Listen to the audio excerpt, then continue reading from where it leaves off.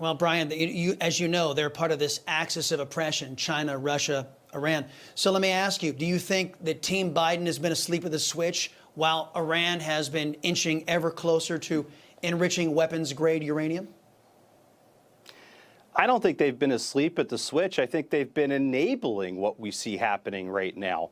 We're hearing about their 84, 85%, of uranium enrichment. And I think the last number we heard was like 60, 65%. So over the last 24 months, they've gone from 60 to 85% enrichment. And that's happened on Biden's watch. Maybe not so much because he's asleep at the wheel, although most days he probably is.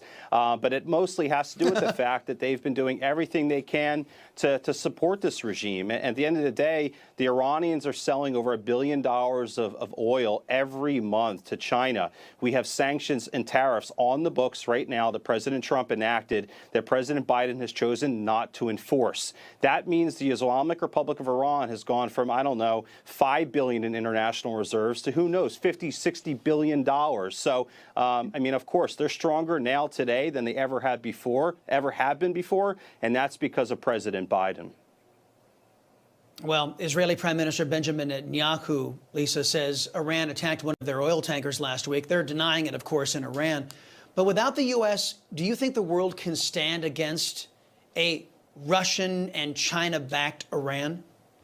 Yeah, that's the issue, because when we start to isolate countries like Russia, like Iran, but don't do it properly, meaning on the face of it, we're sanctioning Iran. We're walking away from the JCPOA. We're saying that we're not going to fully embrace the regime, even though in Washington we know what their policy is. Well, that gives Iran this freedom to go and find even. There's a report by the Israeli defense minister today that says Iran has a list of 50 countries they want to sell weapons to. We already know that they're selling to China and to Russia.